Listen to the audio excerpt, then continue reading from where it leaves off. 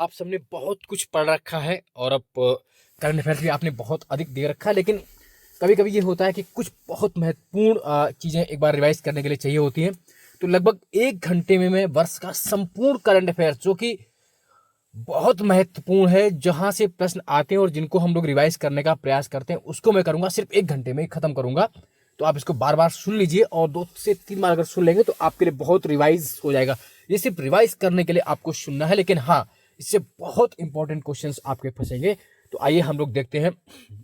सबसे पहले तो ह्यूरन ग्लोबल यूनिकॉर्न जो सूचकांक है 2024 का, उसके अनुसार अमेरिका पहले स्थान पर है और इंडिया कौन से स्थान पर है? तीसरे स्थान पर है, ह्यूरन रिसर्च इंस्टीट्यूट द्वारा। अगला है एशिया पावर सूचकांक 2024।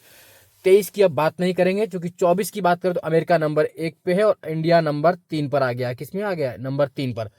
एशिया पावर सूचकांक 2023 में इंडिया चौथे स्थान पर था, बट एशिया पावर सूचकांक 2024 में लोबी इंस्टीट्यूट सिडनी जारी किया, अमेरिका नंबर 1 पर है, भारत ने जापान को पीछे कर तीसरे स्थान पर आ गया।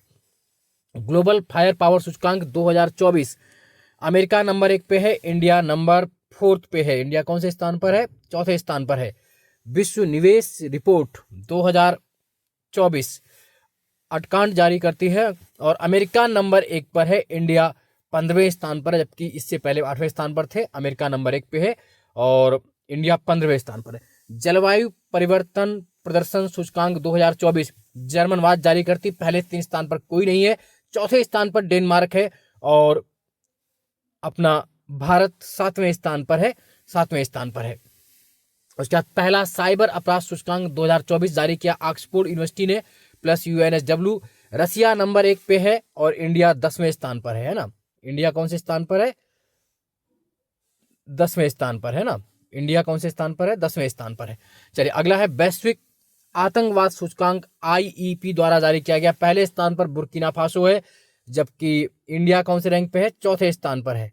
इंडिया चौथे स्थान पर है, याद रखें इस बात को, इंडिया चौथे स्थान पर है ना। नेक्स्ट है उसका जो बहुत महत्वपूर्ण है, लॉजिस्टिक प्रदर्शन सूचकांक 2023 विश्व बैंक ने जारी किए। सिंगापुर आपका पहले स्थान पर है, जबकि इंडिया 38वें स्थान पर इंडिया है। आपका किस रैंक पर? 38 पर है इंडिया। नेक्स्ट है आपका यात्रा और पर्यटन सूचकांक 2024 विश्व आर्थिक मंच द्वारा जारी किया जाता है, जिसमें सिंगापुर पहले स्थान पर है, सिंगापुर पहले स्थान पर है और इंडिया की रैंकिंग कितनी है? 39। कितना है? सॉरी, यात्रा पर्यटन विकास सूचकांक 2024 विश्व आर्थिक मंच जारी करता है, इंडिया 39 पे, बिल्कुल सही, लेकिन नंबर 1 पे अमेरिका है। नंबर 1 पे कौन है? अमेरिका है। जबकि विश्व प्रतिस्पर्धात्मक सूचकांक 2024 आईएमडी जारी करता है, उसमें सिंगापुर नंबर 1 पे और इंडिया 39। इंडिया 39 दोनों में, चाहे यात्रा पर्यटन की बात करें, विश्व प्रतिस्पर्धा, दोनों पे 39 है। अगला है ग्लोबल इनोवेशन इंडेक्स 2024 की बात करेंगे, है ना। 2024 की हम लोग बात करेंगे। विश्व बौद्धिक संपदा संगठन जारी की, स्विट्जरलैंड नंबर 1 पे है और इंडिया इसमें भी कौन से स्थान पर है? 39। लास्ट ईयर 40 था, इस बार कौन सा स्थान हो गया है? 39 हो गया, बढ़ के कितना हो गया? 39 है ना, 39 पर आ गई है इंडिया। तो किस स्थान पर है इंडिया? 39 पर, 39वें स्थान पर, यानी इंडिया तीनों में, यात्रा पर्यटन विकास सूचकांक, विश्व प्रतिस्पर्धा और ग्लोबल इनोवेशन, इन तीनों में इंडिया की रैंकिंग कितनी है? 39 है। अगला देख लेते हैं। उसके अलावा तो अब जो महत्वपूर्ण है उसके अलावा वैश्विक लोकतंत्र सूचकांक 2023 में इकोनॉमिक इंटेलिजेंस यूनिट ने जारी किया, नॉर्वे नंबर 1 पे है और इंडिया कौन सी रैंकिंग पे है? 41 पे है। उसके बाद अंतरराष्ट्रीय बौद्धिक संपदा सूचकांक 2024 यूएस चैम्बर ऑफ कॉमर्स ने जारी किया, अमेरिका नंबर 1 पे, इंडिया 42वें स्थान पर है। उसके बाद अगला जो महत्वपूर्ण हो सकता है आपके लिए, जहां से पूछा सकता है, good governance index 2024, good government index 2024 Chandler Institute द्वारा जारी किया गया, सिंगापुर इसमें नंबर 1 पर और इंडिया 69 पर, 69वें स्थान पर है। इंडिया कौन से स्थान पर? 69 पर है। उसके बाद वैश्विक ऊर्जा संक्रमण सूचकांक 2024 विश्व आर्थिक मंच ने जारी किया है, विश्व आर्थिक मंच ने जारी किया है और इसमें स्वीडन नंबर 1 पर है। इंडिया की रैंकिंग कितनी है? 63वें स्थान पर है।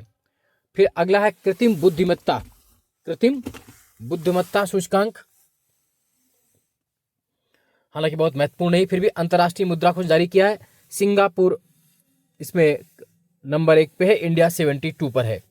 उसके बाद भ्रष्टाचार बोध सूचकांक 2023, भ्रष्टाचार बोध सूचकांक 2023 ट्रांसपेरेंसी इंटरनेशनल जारी किया है। डेनमार्क नंबर 1 पे है, इंडिया अभी 93 पोजीशन पे, लास्ट ईयर 50वें पर थे, इस बार और बढ़ गए, 93 रैंकिंग है। करप्शन परफॉर्मेंस में अंतिम स्थान सोमालिया का है। लैंगिक असमानता सूचकांक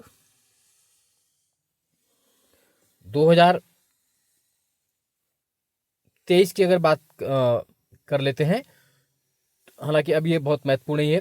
अगला आइए, global hunger index, global hunger index 2024 की बात करेंगे, 2024 की बात करेंगे तो इंडिया की रैंकिंग कितनी हो गई है? 105। कितनी हो गई है?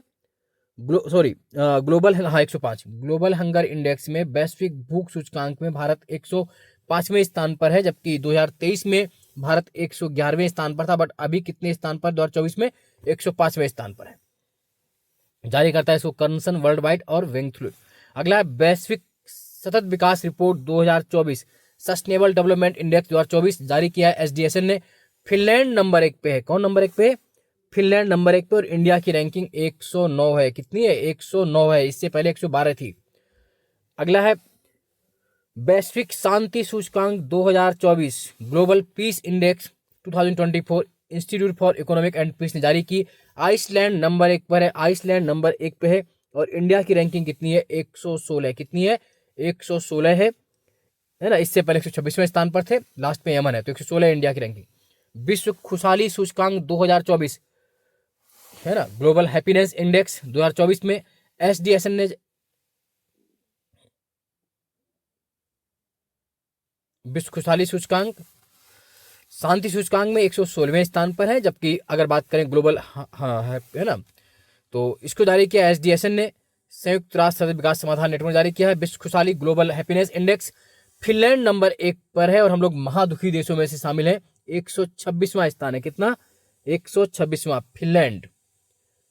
इससे पहले भी हम 126वें स्थान पर ही थे। फिनलैंड टॉप पर है, और इंडिया 126वें स्थान पर, अंतिम पर अफगानिस्तान है। नेक्स्ट याद कर लीजिए, global gender gap index 2024 WEF जारी करता है विश्व आर्थिक मंच। आइसलैंड नंबर 1 पर है, इंडिया 129वें स्थान पर है। ग्लोबल जेंडर गैप इंडेक्स में 129 रैंकिंग है। अगला है, उसके बाद मानव विकास सूचकांक है ना, उससे पहले ये देख लीजिए, विश्व आर्थिक स्वतंत्रता सूचकांक 2024, इकोनॉमिक फ्रीडम इंडेक्स जारी किया हेरिटेज फाउंडेशन और वॉल स्ट्रीट जर्नल ने। सिंगापुर नंबर 1 पे, इंडिया विश्व आर्थिक स्वतंत्रता सूचकांक में भी इंडिया कौन से स्थान पर है? 126वें स्थान पर। आर्थिक और स्वतंत्रता, मतलब खुशी और आर्थिक दोनों में 100, जो आपका खुशी है और स्वतंत्रता दोनों में 26वें स्थान पर है। ग्लोबल हैप्पीनेस इंडेक्स में 26 स्थान है, और इकोनॉमिक फ्रीडम में भी 126वां स्थान है। उसके बाद मानव विकास सूचकांक एसडीआई 2023-24 यूएनडीपी जारी करता है। नंबर 1 पर कौन है इसमें?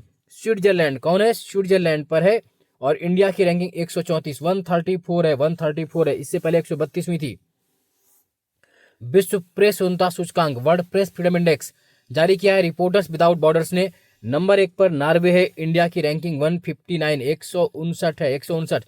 पर्यावरण प्रदर्शन सूचकांक 2024 एल यूनिवर्सिटी अमेरिका जारी करती है। एस्टोनिया पहले स्थान पर है, और इंडिया की रैंकिंग 176वीं है। कितनी है? पर्यावरण प्रदर्शन सूचकांक में 176वां स्थान है इंडिया का, है ना। तो इस तरह के ये क्वेश्चन जरूर आप रख लीजिएगा, क्योंकि ये क्वेश्चन कभी भी बन सकते हैं। ये बहुत महत्वपूर्ण आपके सूचकांक हो गए। आइए आगे बढ़ते हैं। अब हम लोग बात करते हैं जो प्रमुख महत्वपूर्ण आपके महोत्सव हैं, वो कभी भी पूछे जा सकते हैं, तो ऐसे बार बार ये पूछे जाते हैं। तो आप देखिए, पहला है बेदिन खलम महोत्सव, कहाँ मनाया गया? ये मेघालय में, मेघालय में। अगला है खर्ची पूजा महोत्सव, खर्ची पूजा महोत्सव कहाँ में? त्रिपुरा में, त्रिपुरा में। हेमिस फेस्टिवल लद्दाख, लद्दाख बहुत महत्वपूर्ण है। अम्बुबाची मेला गुवाहाटी असम, अम्बुबाची गुवाहाटी असम। उसके बाद सागा दावा त्यौहार सिक्किम, सागा दावा सिक्किम। चिथराई महोत्सव मीनाक्षी मंदिर, चिथराई मीनाक्षी। खुबानी फूल महोत्सव लद्दाख, खुबानी फूल महोत्सव लद्दाख। लोंगटे महोत्सव अरुणाचल प्रदेश, लोंगटे अरुणाचल। गढ़गौर राजस्थान, फूलदोई उत्तराखंड, है ना। एलोरा अजंता महोत्सव महाराष्ट्र। डोल यात्रा पश्चिम बंगाल, डोल यात्रा पश्चिम बंगाल। केला महोत्सव बुरहानपुर एमपी, केला महोत्सव बुरहानपुर एमपी। चापचार कुट महोत्सव मिजोरम। सूरजकुंड शिल्प महोत्सव फरीदाबाद हरियाणा। पक्के पागा हार्नबिल महोत्सव, पक्के पागा हार्नबिल महोत्सव अरुणाचल। काला घोड़ा कला महोत्सव मुंबई, काला घोड़ा कला महोत्सव मुंबई। अंतर्राष्ट्रीय ऊंट महोत्सव बीकानेर। राष्ट्रीय युवा महोत्सव नासिक महाराष्ट्र। चंदुबी महोत्सव असम। गंगा सागर पश्चिम बंगाल। ऑरेंज फेस्टिवल नागालैंड, है ना। हार्नबिल महोत्सव या हार्नबिल फेस्टिवल नागालैंड। और कंबाला महोत्सव बेंगलुरु कर्नाटक। बाली यात्रा कटक उड़ीसा। पुष्कर अजमेर राजस्थान। नुआखाई कृषि महोत्सव उड़ीसा, नुआखाई उड़ीसा। बंगस वैली कुपवाड़ा जम्मू कश्मीर, है ना। तो ये बहुत महत्वपूर्ण आपके जो फेस्टिवल्स है जहाँ से क्वेश्चन बन सकते हैं। बहुराष्ट्रीय सैन्य अभ्यास की अगर हम लोग बात करें जो बहुत महत्वपूर्ण हो जाते हैं, पूछे जाते हैं आपसे, तो एक्स खान एक्वेस्ट जुलाई 2024 में बहुराष्ट्रीय सैन्य अभ्यास थल सेना का उलान बटोर मंगोलिया में हुआ। नोमैडिक एलिफेंट जुलाई 2024 में भारत और मंगोलिया के बीच कहाँ हुआ? उमरोई मेघालय में। नोमैडिक एलिफेंट बहुत महत्वपूर्ण। मैत्री भारत और थाईलैंड के बीच थल सेना होपेक्स जून 2024 में भारत और मिस्र के बीच मिस्र में। जिमेक्स जून 2024 भारत और जापान नौसेना कहाँ हुआ? योकोसुका जापान में, योकोसुका जापान में। रेड फ्लेक्स बहुराष्ट्रीय है। शक्ति अभ्यास भारत और फ्रांस थल सेना उमरई मेघालय में। दोस्ती फरवरी 2024 भारत श्रीलंका मालदीव में। दस्तलिक अप्रैल 2024 में भारत उज्बेकिस्तान थल सेना टर्मेज उज्बेकिस्तान। टाइगर ट्रंप अभ्यास मार्च 2024 भारत अमेरिका नौसेना भारतीय पूर्वी समुद्री तट। उसके बाद अगला जो है IMT ट्राइलेट अभ्यास मार्च 2024 भारत मोजाम्बिक तंजानिया नौसेना का जंजीबार तंजानिया में। लिमित्ते भारत और सेशेल थल सेना का है। धर्म गार्जियन भारत जापान थल सेना राजस्थान। मिलन अभ्यास बहुराष्ट्रीय है। सदा तनसीख फरवरी 2024 भारत सऊदी अरब सदा तनसीख भारत सऊदी अरब थल सेना Bikaner Rajasthan. Desert Cyclone Bharat UAE थल सेना राजस्थान। डेजर्ट नाइट जनवरी 2024 भारत फ्रांस UAE वायुसेना अरब सागर। अयुत्या अभ्यास Bharat Thailand, Ayutthaya Bharat Thailand नौसेना हिंद महासागर। सहयोग काइजिन भारत जापान चेन्नई तट। साइक्लोन भारत और मिस्र थल सेना मिस्र में। खंजर भारत किर्गिस्तान थल सेना Himachal. VINBAX Bharat Vietnam. Surya Kiran Bharat Nepal. Austrahind India Australia. Vajra Prahar Bharat USA। Bongo Sagar Bharat Bangladesh. Mitra Shakti Bharat Sri Lanka. Kazind Bharat Kazakhstan. Harimau Shakti Bharat Malaysia. Sampriti Bharat Bangladesh. Varun Bharat France. SIMBEX Bharat Singapore. Zayed Talwar Bharat संयुक्त अरब अमीरात। मालाबार भारत जापान अमेरिका और ऑस्ट्रेलिया के बीच ही जो होता है। गरुण शक्ति अभी हाल ही में नवंबर 2024 में भारत इंडोनेशिया के बीच। बिनमैक्स नवंबर 2024 भारत वियतनाम। सूर्य किरण नवंबर 2024 भारत नेपाल के बीच नेपाल में हुआ, है ना। बाकी सब जानते हैं। वज्र प्रहार भारत अमेरिका के बीच नवंबर में अमेरिका में। नसीम अल बहर भारत ओमान, नसीम अल बहर भारत ओमान, ठीक है। बाकी सब ये बहुत महत्वपूर्ण है, आपने वो कर लिए। चलिए आगे बढ़ लेते हैं। आप प्रमुख दिवस देख लीजिए और उनकी थीम देख लेते हैं। तो सबसे पहले हम लोग बात करेंगे जो 2014 में जहां विश्व मधुमेह दिवस 14 नवंबर 2024, विश्व मधुमेह दिवस 14 नवंबर 2024, ब्रेकिंग बैरियर्स ब्रिंडिंग गैप्स। उसके बाद विश्व पोलियो दिवस 24 अक्टूबर 2024, a global mission to reach every child. विश्व खाद्य दिवस 16 अक्टूबर 2024, विश्व खाद्य दिवस 16 अक्टूबर 2024, right to food for a better life and better future. अंतर्राष्ट्रीय बालिका दिवस 11 अक्टूबर 2024, गर्ल्स विजन फॉर फ्यूचर। विश्व हृदय दिवस 29 सितंबर 2024, यूज हार्ट फॉर एक्शन। विश्व पर्यटन दिवस 27 सितंबर 2024, टूरिज्म एंड पीस। विश्व ओजोन दिवस 16 सितंबर 2024, Montreal Protocol advancing climate action.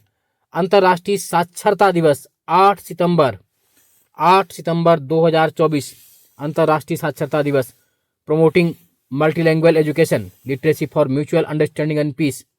विश्व जनसंख्या दिवस बहुत महत्वपूर्ण है, 11 जुलाई 2024, leave no one behind count everyone, विश्व जनसंख्या दिवस। अंतर्राष्ट्रीय योग दिवस 21 जून 2024, yoga for self and society. विश्व पर्यावरण दिवस 5 जून 2024, विश्व पर्यावरण दिवस। 5 जून 2024 और थीम इसकी क्या रखी गई है पूछ सकते हैं, तो land restoration, desertification and drought resilience, है ना, विश्व पर्यावरण दिवस। अगला है अंतर्राष्ट्रीय जैव विविधता दिवस 22 मई 2024, be part of the plan. अंतर्राष्ट्रीय जैव विविधता दिवस 22 मई 2024। पृथ्वी दिवस 22 अप्रैल 2024, पृथ्वी दिवस 22 अप्रैल 2024। Planet versus plastic. विश्व विरासत दिवस 18 अप्रैल 2024, डिस्कवर एंड एक्सपीरियंस डाइवर्सिटी। विश्व स्वास्थ्य दिवस 7 अप्रैल 2024, माई हेल्थ माई राइट। विश्व क्षय रोग दिवस, विश्व टीबी दिवस 24 मार्च 2024, yes we can end TB. विश्व मौसम विज्ञान दिवस 23 मार्च 2024। विश्व जल दिवस 22 मार्च 2024, है ना, लिविंग वाटर फॉर पीस। अंतर्राष्ट्रीय वन दिवस 21 मार्च 2024, फॉरेस्ट एंड इनोवेशन। राष्ट्रीय टीकाकरण दिवस 16 मार्च। उपभोक्ता अधिकार दिवस 15 मार्च। अंतर्राष्ट्रीय महिला दिवस 8 मार्च 2024, अंतर्राष्ट्रीय महिला दिवस 8 मार्च 2024 और इसकी थीम है invest in women accelerate progress, invest in women accelerate progress, अंतर्राष्ट्रीय जो आपकी महिला दिवस। अगला है विश्व वन्यजीव दिवस 3 मार्च 2024। राष्ट्रीय विज्ञान दिवस 28 फरवरी 2024। अंतर्राष्ट्रीय मातृभाषा दिवस 21 फरवरी 2024। Multilanguage education unnecessary to transfer education. विश्व आर्द्रभूमि दिवस 2 फरवरी 2024। Wetlands and human wellbeing. 75वां गणतंत्र दिवस 26 जनवरी 2024। विकसित भारत एंड भारत लोकतंत्र की मातृका। राष्ट्रीय मतदाता दिवस national voter day 25 January 2024। Nothing like voting, I vote for sure. थल सेना दिवस इन सर्विस ऑफ नेशन। राष्ट्रीय युवा दिवस national youth day 12 January 2024। It's all in the mind, it's all in the mind. विश्व हिंदी दिवस 10 जनवरी 2024।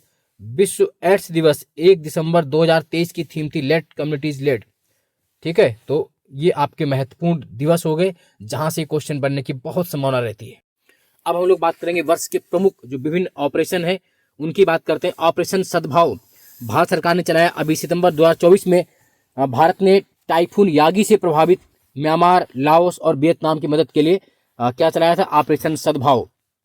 ऑपरेशन कामधेनु जम्मू कश्मीर पुलिस ने मवेशी तस्करी की समस्या पर अंकुश लगाने के लिए, है ना। ऑपरेशन इंद्रावती बहुत महत्वपूर्ण हो जाता है। ऑपरेशन इंद्रावती भारत सरकार ने चलाया हैती में फंसे भारतीयों को निकालने के लिए, हैती में फंसे भारतीयों को निकालने के लिए। ऑपरेशन अजय भारत सरकार इजराइल हमास संघर्ष के क्षेत्र में भारतीय नागरिकों को सुरक्षित भारत लाने के लिए भारत सरकार द्वारा ऑपरेशन अजय चलाया गया, है ना, ऑपरेशन अजय। उसके बाद अगला बचता है आपका जो एक और महत्वपूर्ण है ऑपरेशन करुणा। ऑपरेशन करुणा भारत सरकार द्वारा म्यांमार में चक्रवात मोर्चा से प्रभावित लोगों को मदद के लिए ऑपरेशन करुणा शुरू किया गया। ऑपरेशन कावेरी सूडान में चल रहे गृहयुद्ध, सूडान में चल रहे गृहयुद्ध से वहां फंसे भारतीय नागरिकों को बाहर निकालने के लिए ऑपरेशन कावेरी। ऑपरेशन मर्यादा उत्तराखंड पुलिस द्वारा। ऑपरेशन सद्भावना हो गया भारतीय सेना द्वारा जम्मू कश्मीर के ग्रामीण क्षेत्रों में एलओसी के आसपास लोग निकालने के लिए। ऑपरेशन दोस्त भारत सरकार द्वारा तुर्की व सीरिया में आए भूकंप से प्रभावित लोगों की मदद के लिए, है ना। ऑपरेशन गंगा रूस यूक्रेन युद्ध के कारण यूक्रेन से भारतीय नागरिकों को वापस निकालने के लिए ऑपरेशन गंगा चलाया गया था। तो ये आपके बहुत महत्वपूर्ण ऑपरेशन हो गए। अब जो प्रमुख आए हुए चक्रवात हैं 2024 में उनकी बात कर लें तो सबसे पहले बात करते हैं टाइफून कोंगरे नवंबर 2024 में ताइवान में आया। उसके बाद दाना तूफान अक्टूबर 2024 में ओडिशा पश्चिम बंगाल में आया, नाम दिया कतर ने। डेबी तूफान अक्टूबर 2024 में आया, यूएसए ने।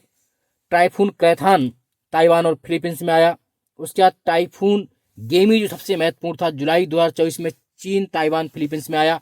उसके बाद रेमल मई 2024 में बांग्लादेश, पश्चिम भारत के उत्तर पूर्वी भारत राज्य ओमान। उसके बाद Gammon Megan Australia, Gammon Madagascar और जो फेमस है जैस्पर उत्तरी पूर्वी ऑस्ट्रेलिया में आया। हामून बांग्लादेश, पश्चिम बंगाल में। तेज दक्षिण पश्चिम अरब सागर में। सावला दक्षिणी चीन में। बिपर जॉय गुजरात, महाराष्ट्र, राजस्थान में बिपर जॉय, है ना, बहुत महत्वपूर्ण था, ये पूछ सकते हैं एग्जाम में। चलिए मोदी जी को जो मिले प्रमुख देशों के जो सम्मान थे उनकी बात कर लें तो सबसे पहला दिया गया इस साल डोमिनिका अवार्ड्स ऑफ ऑनर नवंबर 2024 में। नाइजीरिया ने दिया grand commander of the order of the Niger नवंबर 2024 में। रूस ने दिया order of Saint Andrew the Apostle, रूस ने क्या दिया, order of Saint Andrew the Apostle. उसके बाद ग्रीस का grand cross of the order of honour, France का grand cross of the Legion of honour, मिस्र का order of the Nadal, Papua New Guinea grand companion of the order of Logohu, Fiji का companion of the order of Fiji, Palau गणराज्य Ebakl award by the republic of Palau. इस तरह लगभग 17 सर्वोच्च सम्मान पिछले 10 वर्षों मोदी जी को दिए जा चुके हैं। तो ये आपका अगला महत्वपूर्ण पॉइंट हो गया।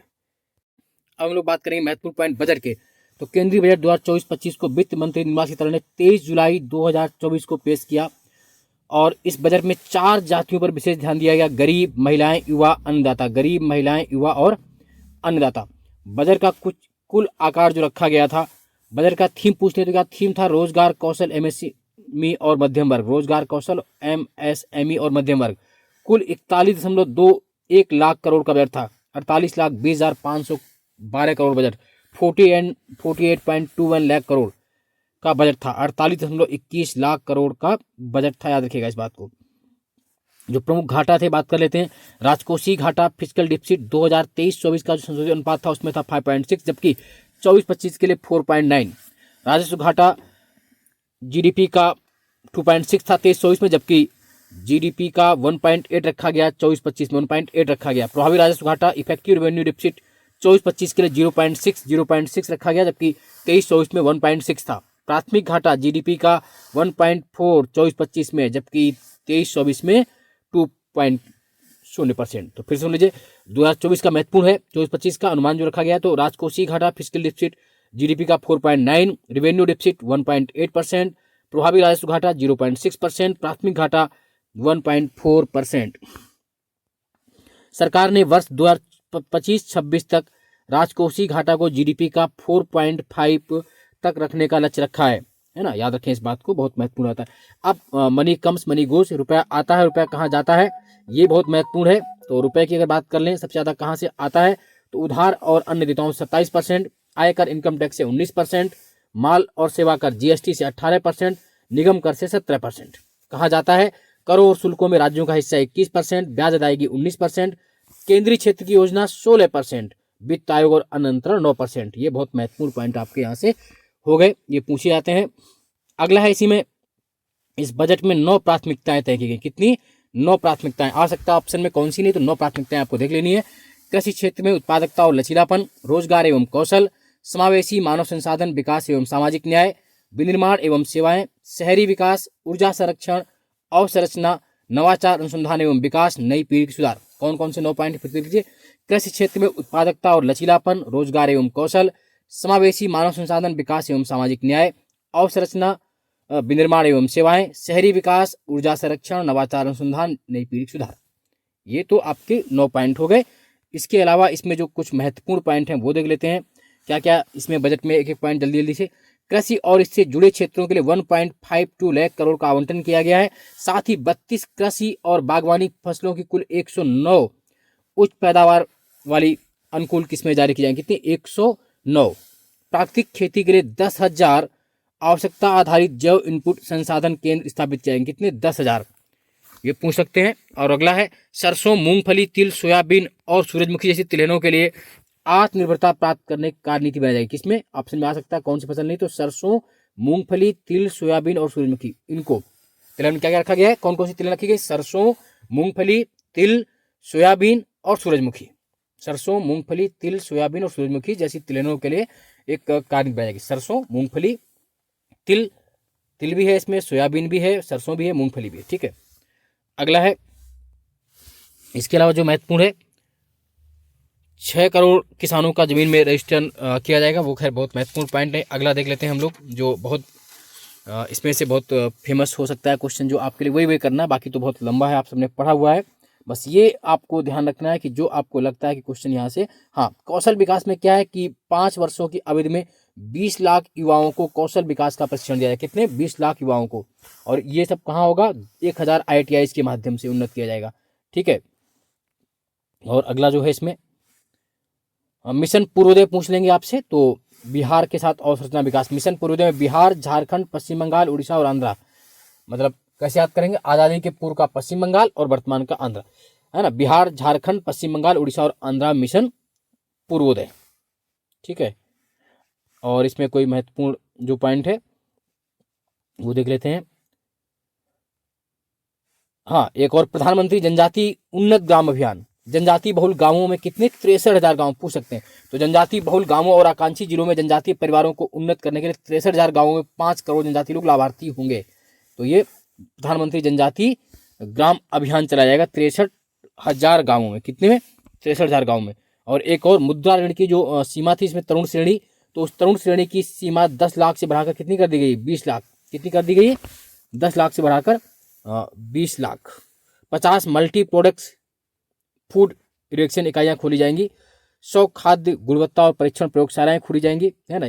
500 शीर्ष कंपनियों में 5 वर्षों में 1 करोड़ युवाओं को इंटर्नशिप के अवसर दिए जाएंगे, है ना, ये भी और है। और कितने? 12 औद्योगिक राष्ट्रीय पार्कों को मंजूरी दी जाएगी, जिसमें से यूपी में 2 बनेंगे, प्रयागराज और आगरा में। राष्ट्रीय औद्योगिक कॉरिडोर के तहत 12 औद्योगिक पार्कों को मंजूरी दी जाएगी। और क्या है, 30 लाख से अधिक जनसंख्या वाले 14 बड़ों शहरों के लिए कार्यान्वयन और वित्त पोषण रणनीति के साथ आवागमन उन्मुखी विकास योजना। कितने? 14 बड़े शहरों के लिए। ठीक है, और इसमें क्या है कि 100 साप्ताहिक हाट भी लगाए जाएंगे, है ना, 100 साप्ताहिक हाट। ऊर्जा संरक्षण में क्या है जो महत्वपूर्ण है, पीएम सूर्य घर योजना। तो अंतरिम बजट की घोषणा अनुसार 1 करोड़ घरों में प्रति माह 300 यूनिट तक मुफ्त बिजली प्राप्त करने की सक्षम हेतु रूफटॉप सोलर प्लांट लगाने के लिए पीएम सूर्य घर मुफ्त बिजली योजना। अगला इसी में जो महत्वपूर्ण हो सकता है, केंद्र सरकार द्वारा अवसंरचना में इंफ्रास्ट्रक्चर में निवेश के लिए पूंजीगत व्यय से कितना, जीडीपी का 3.4% खर्च किया जाएगा। 11,11,111 करोड़, 11,11,111, ये बहुत महत्वपूर्ण है। और 25,000 ग्रामीण बसावटों के लिए 12 मासी सड़क संपर्क उपलब्ध कराने के लिए पीएमजीएसवाई प्रधानमंत्री ग्राम सड़क योजना 4th आरंभ की गई है ना, ये भी याद रखिएगा, पूछ सकते हैं इसको कभी भी। जो महत्वपूर्ण पॉइंट आपके हैं इनमें से उड़ीसा के मंदिरों का सुधार होगा, ये सब है ना, अगली पीढ़ी के सुधार में ये पॉइंट इन्होंने दिए हैं। और एनपीएस वात्सल शुरू की जाएगी, है ना, बच्चों के लिए। और अप्रत्यक्ष करों में तो कोई बहुत महत्वपूर्ण ऐसा पॉइंट है नहीं जो आपके लिए बजट में हो, वो बाकी आपने सब पढ़ रखा है। इसमें से कारपोरेट दर को 40% घटाकर कितना कर दिया गया? 35% कर दिया गया है। अपील से लंबित कतिपय है ना, वो आपका 2024 में कर दिया गया है। आयकर टैक्स में बदलाव किया गया है, नई कर व्यवस्था है। हाँ, सबसे अधिक किस योजना के लिए है? तो मनरेगा के लिए आपको कितना? 86,000 करोड़। वैसे प्रधानमंत्री गरीब कल्याण अन्न योजना पर सर्वाधिक खर्चा है। अगर ये ऑप्शन में ये भी होगा पूरा, तो प्रधानमंत्री गरीब कल्याण अन्न योजना के लिए 2,05,250 करोड़ रुपए है। उसके बाद फिर मनरेगा के लिए 86,000 करोड़ रुपए है। उसके बाद जल जीवन मिशन के लिए 70,163 करोड़ है। फिर पीएम किसान सम्मान निधि योजना के लिए 60,000 करोड़ रुपए है। जबकि बजट में सर्वाधिक व्यय किस पर किया गया है? मदों पर तो रक्षा के बाद ग्रामीण विकास, कृषि संबंध कार्यकलाप, स्वास्थ्य एवं शिक्षा पर। ठीक है, अब बात करते हैं इकोनॉमिक सर्वे कब आया? 23 जुलाई को आया। किस दिन आया? 22 जुलाई को, जो कि 23 को बजट आया तो एक दिन पहले प्रस्तुत करते हैं इकोनॉमिक सर्वे। तो 22 जुलाई 2024 को बजट के एक दिन पूर्व इकोनॉमिक सर्वे प्रस्तुत किया गया। इसे तैयार किया था वी अनंत नागेश्वरन के मार्गदर्शन में। 1950-51 में भारत का पहला आर्थिक समीक्षा पेश किया गया था। तो देखिए, आर्थिक समीक्षा में प्रमुख जो अनुमान लगाए गए जीडीपी में, तो जीडीपी का जो अनुमान है 2022-23 के लिए 7% है, 22-23 के लिए 7% है, 23-24 में 8.2% है अनुमान जीडीपी का, और 24-25 के लिए 6.5 से 7% अनुमान रखा गया है। ठीक है, और देखिए इसके अलावा क्या इन्होंने बताया है, वर्तमान मूल्यों पर जीवीए में कृषि, उद्योग और सेवा क्षेत्र का हिस्सा कितना है? तो कृषि का हिस्सा बताया गया 17.7%, उद्योग का 27.6% और सेवा का 54.7%। ठीक है, और जनधन योजना की लाभार्थियों की संख्या लगभग 51.6 करोड़ पहुंच गई है, जबकि सरकार 81.4 करोड़ लोगों को मुफ्त खाद्यान्न उपलब्ध करा रही है। ये बहुत महत्वपूर्ण है ना, क्योंकि इसमें से आंकड़े पूछ सकते हैं आपके काम के। अगला, भारत में उधार लेने वाले ग्राहकों की संख्या के मामले में भारतीय माइक्रो फाइनेंस संस्थान एमएफआई चीन के बाद दूसरा सबसे बड़ा हो गया है। और आरबीआई का वित्तीय समावेशन सूचकांक में सुधार हुआ है, जो कि 64.2% हो गया, 60.1 से बढ़कर। बाजार पूंजीकरण के हिसाब से भारतीय शेयर बाजार दुनिया में 5वें स्थान पर है। किसके स्थान पर है? 5वें स्थान पर है। और देख लीजिए जो महत्वपूर्ण पॉइंट हो इसमें। ठीक है, और क्या इसमें, हाँ, भारत का कुल निर्यात 776 बिलियन यूएस डॉलर को पार कर गया है ना। कितने, 776 बिलियन डॉलर को यूएस डॉलर पार कर। वित्त वर्ष 2023 में कुल आयात भी बढ़कर 898 बिलियन यूएस डॉलर को पार कर गया है। भारत रक्षा निर्यात शीर्ष 25 हथियार निर्यात की सूची में आ गया है। भारत चीन के बाद फुटवेयर का दूसरा सबसे बड़ा वैश्विक उत्पादक है। भारत 9वां सबसे बड़ा वैश्विक फुटवेयर निर्यातक है ना, ये आप याद रखिएगा। तेलंगाना भारत के फार्मा उत्पादन में लगभग 30% से अधिक का योगदान करता है। कौन, तेलंगाना, ये पूछ भी सकते हैं कभी कभी। और विश्व बैंक के अनुसार भारत शीर्ष प्रेषण प्राप्तकर्ता देश है, जहां 2023 में प्रेषण लगभग 120 बिलियन अमेरिकी डॉलर पहुंच गया। कितना है, शीर्ष प्रेषण प्राप्तकर्ता देश इंडिया है। ठीक है, 21 जून 2024 को विदेशी मुद्रा भंडार 653.7 बिलियन अमेरिकी डॉलर को पार कर गया था। ठीक है, ये भी बहुत महत्वपूर्ण है। और संयुक्त राष्ट्र जनसंख्या अनुमानों के अनुसार भारत की कामकाजी आयु की आबादी जो 15 से 59 वर्ष है 2044 तक बढ़ती रहेगी। कब तक, 2044 तक बढ़ती रहेगी। भारत में 65% आबादी 35 वर्ष से कम आयु की है, 35 वर्ष से कम आयु की है। और एक बात और याद रखिए, लगभग 51.2% युवा रोजगार के योग्य नहीं माने जाते भारत में, जो उनके अंदर कौशल नहीं। 30 अप्रैल 2024 तक स्थापित विद्युत क्षमता 442.8 गीगावाट थी, जिसमें से अलग अलग देख लीजिए। सबसे अधिक कोयला का था, नंबर 1 पे कोयला 210.97 गीगावाट, फिर नंबर 2 पर सौर 82.64 गीगावाट, नंबर 3 पर लार्ज हाइड्रो, बड़ी हाइड्रो 46.93, नंबर 4 पर पवन 46.16 गीगावाट, और फिर गैस 24.28 गीगावाट। ठीक है, ये भी एक बहुत महत्वपूर्ण पॉइंट है। चलिए एक और देख लेते हैं। एम्स देवघर में 10,000वें जन औषध केंद्र का उद्घाटन कहां पर किया गया, एम्स देवघर में। ठीक है, सकल घरेलू उत्पाद में भारत में रिसर्च में मात्र 0.64 अनुसंधान विकास में खर्च होता है, जबकि चीन में 2.41, अमेरिका 3.47, इजराइल 5.7%। वित्त वर्ष 2023-24 में राष्ट्रीय स्तर पर जन्म के समय लिंगानुपात बढ़कर 930 हो गया। कितना, 930 हो गया। तमिलनाडु में देश की 1% से भी गरीब आबादी कम हिस्सा है, जबकि बिहार और यूपी में कम से कम 20% और 25% गरीबी है। ठीक है, पीएम विश्वकर्मा योजना में 18 ट्रेड शामिल है। कितनी, 18 ट्रेड शामिल है। 2022-23 में बेरोजगारी दर घट के कितनी हो गई, बहुत महत्वपूर्ण, 3.2%। कितनी हो गई, 3.2% बेरोजगारी दर घट के। ठीक है, भारतीय कृषि क्षेत्र लगभग 42.3% आबादी को आजीविका सहायता प्रदान करती है और वर्तमान में जीडीपी में लगभग इसकी हिस्सेदारी 18.2% है। कितनी, 18 अगला है जो बहुत महत्वपूर्ण पॉइंट हो जाता है फिर से। 2022-23 में भारत ने 17.54 मिलियन टन का रिकॉर्ड मछली उत्पादन हासिल किया है, जो कि विश्व में किस स्थान पर है, तीसरे स्थान पर है। और वैश्विक उत्पादन का 8% है। मतलब विश्व में मछली उत्पादन में इंडिया कौन से रैंकिंग पर है, 3rd रैंकिंग पे है।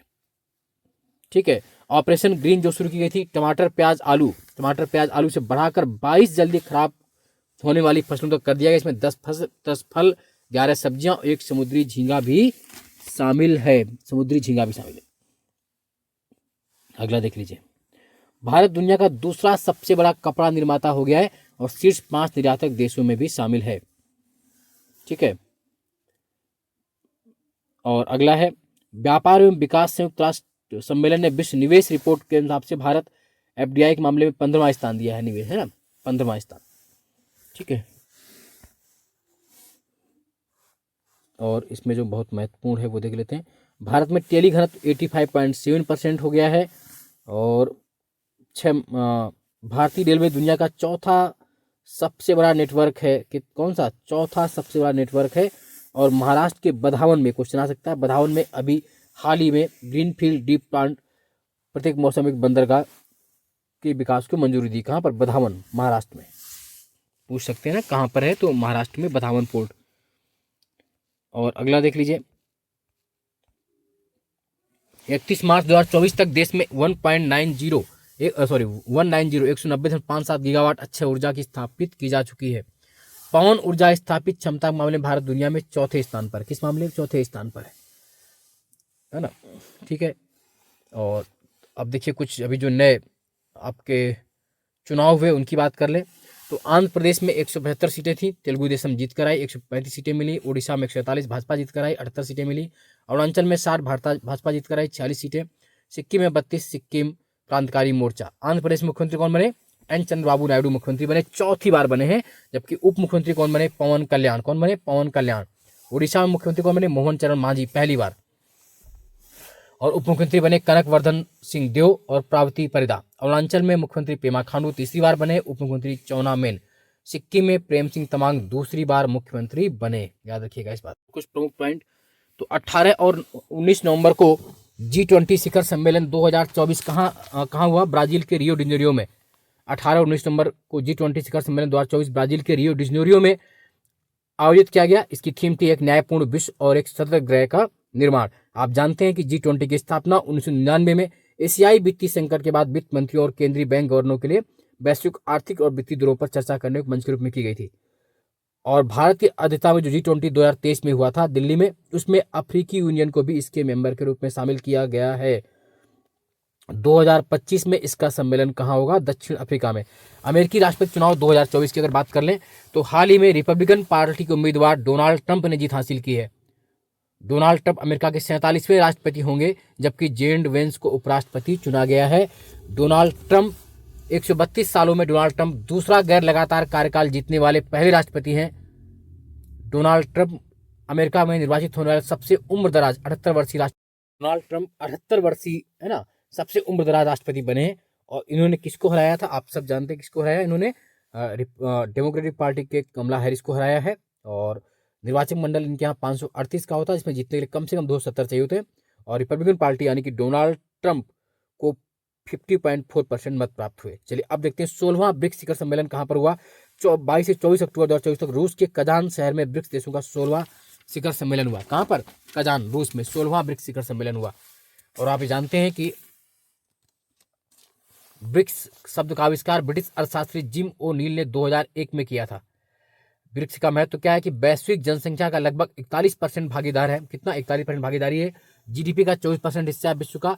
और वैश्विक व्यापार का लगभग 16% योगदान है ना। अगला इसमें देखते हैं वैश्विक बहुआयामी गरीबी सूचकांक 2024 जारी किया गया, जिसमें क्या बताया गया कि सर्वाधिक गरीबी वाले देश कौन से हैं? Bharat, Pakistan, Ethiopia, Nigeria. सबसे ज्यादा भारत। कौन जारी करता है इसको? यूएनडीपी और ओपीएचआई द्वारा जारी किया जाता है।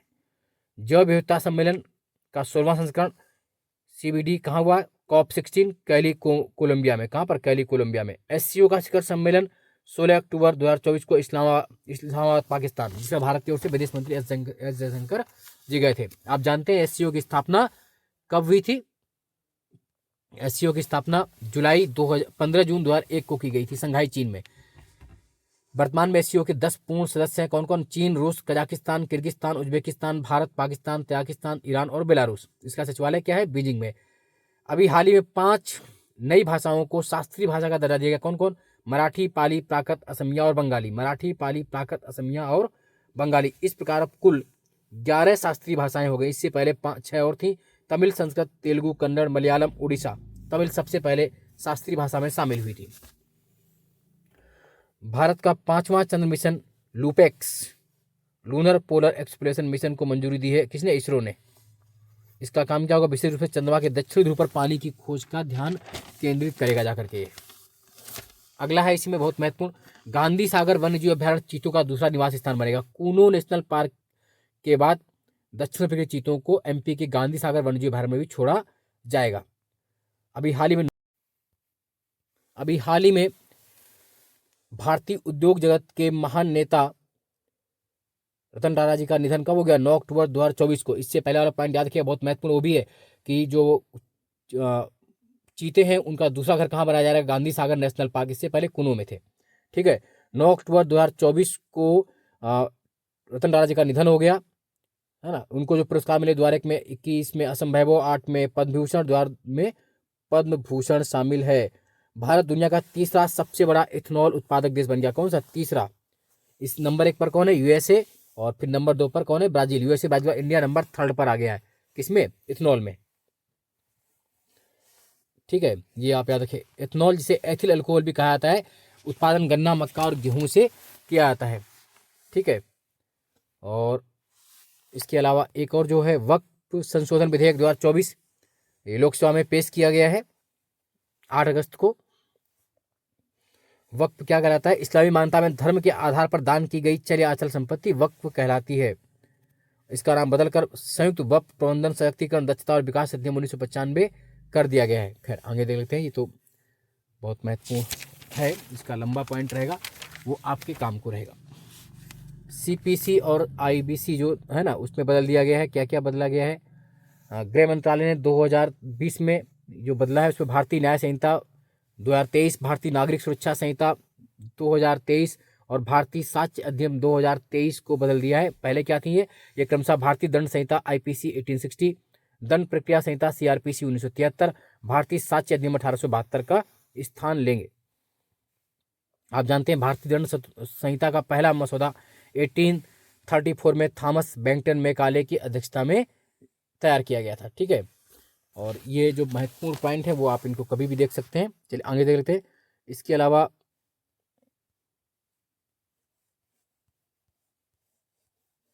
ठीक है, एक और है रुद्रम मिसाइल।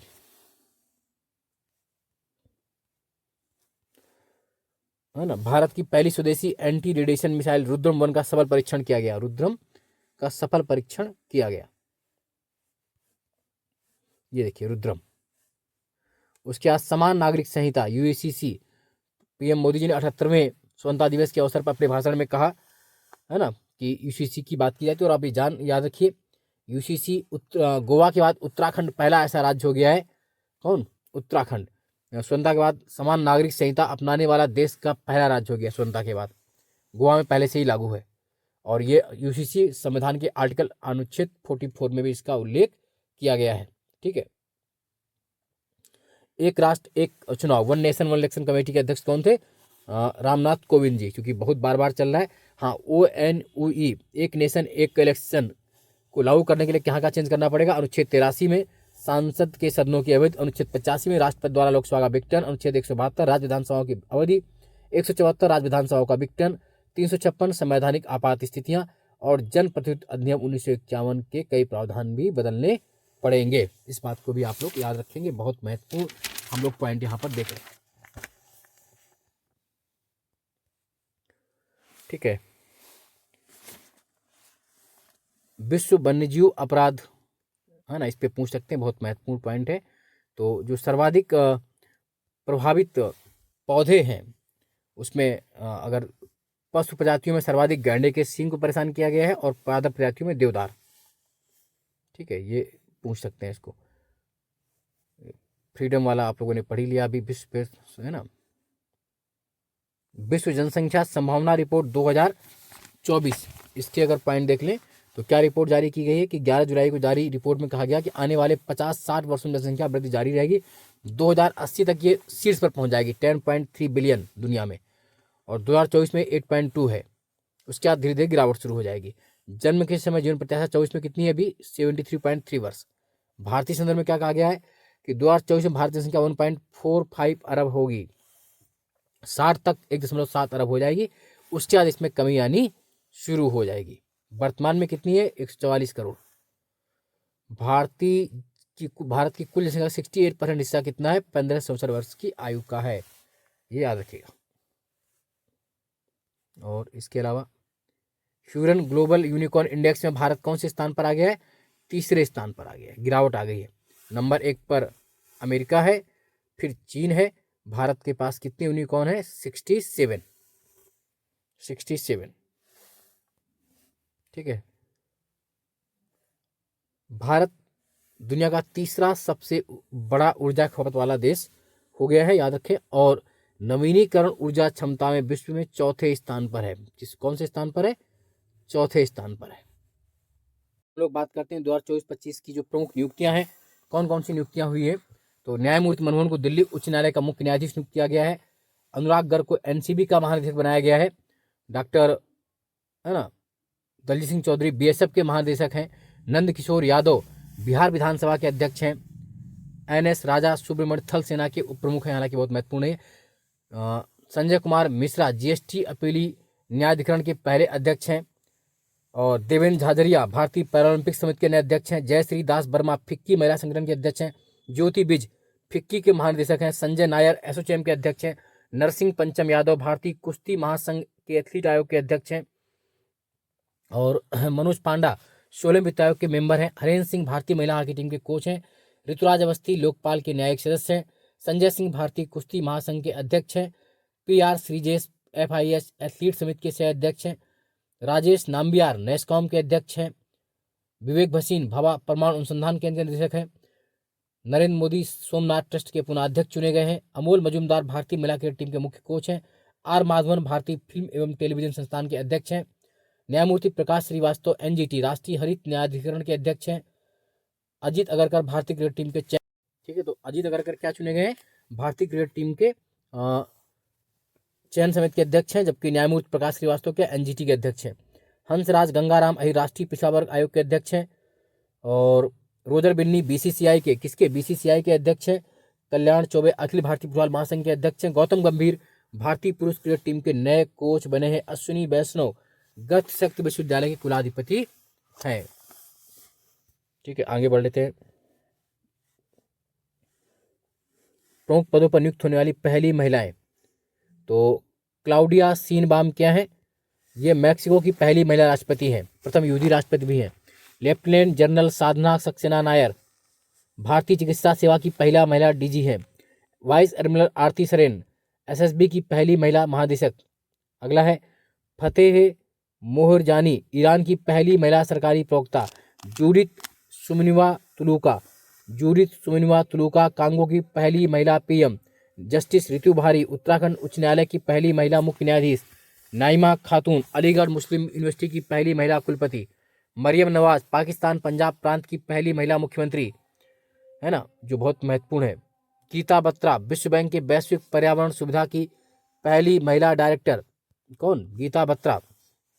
अगला सुमन कुमारी BSF की पहली महिला स्नाइपर।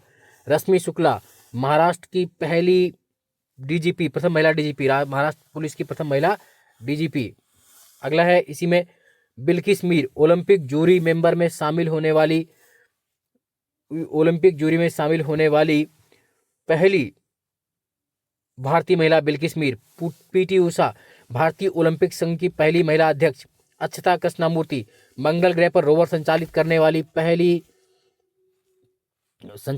पहली भारतीय नागरिक कौन बनी? अक्षता कृष्णमूर्ति बनी है। अगला है कैप्टन फातिमा वसीन सियाचिन में एक ऑपरेशनल पोस्ट पर तैनात होने वाली पहली महिला चिकित्सा अधिकारी। कैप्टन गीतिका कौल सियाचिन में तैनात होने वाली पहली महिला चिकित्सा अधिकारी। मनप्रीत मुनका सिंह अमेरिका में पहली महिला सिख न्यायाधीश। गीतिका श्रीवास्तव पाकिस्तान में भारतीय उच्चायोग की पहली महिला प्रमुख। मैनुला रोका बोटे इक्वेटोरियल गिनी की पहली महिला PM। नौरा अल मतरोसी UAE की पहली महिला अंतरिक्ष यात्री। नौरा अल मतरोसी UAE की पहली महिला अंतरिक्ष यात्री बनी है। कौन? नौरा अल ये। अगला है क्रिस्टीना जॉर्जिया IMF के प्रबंध निदेशक दूसरी बार बने हैं। Christina Georgia. Mark Rutte NATO के नए महासचिव है। फिल्मोन यांग कैमरून के पूर्व PM। फिल्मोन यांग बहुत महत्वपूर्ण है। संयुक्त राष्ट्र महासभा के 79वें सत्र के अध्यक्ष कौन है? फिल्मोन यांग कैमरून के पूर्व PM है, याद रखिएगा। प्रकाश मान सिंह राउत नेपाल का नया प्रधान न्यायाधीश। क्रिस्टीना जॉर्जिया IMF के प्रबंध निदेशक दूसरी बार। मार्क रूटे नीदरलैंड के पूर्व PM नाटो के नए महासचिव। नुसरत चौधरी अमेरिका की पहली मुस्लिम महिला संघीय जज। कौन? Nusrat Chaudhary. Dilma Rousseff BRICS bank के अध्यक्ष। लिंडा याकारिनो ट्विटर X की नई CEO। कौन? Linda Yaccarino. तैयब इकराम अंतर्राष्ट्रीय हॉकी महासंघ के अध्यक्ष। असीम मुनीर पाकिस्तान के नए सेना प्रमुख। डॉक्टर टेड्रोस घेब्रेयेसस WHO के महानिदेशक। सिल्बर्ट हैंगबो अंतर्राष्ट्रीय श्रम संगठन के महानिदेशक। कैथरीन रसेल यूनिसेफ के नई प्रमुख बने हैं। डेनिस फ्रांसिस क्या थे? संयुक्त राष्ट्र महासभा के 78वें अध्यक्ष थे। ठीक है।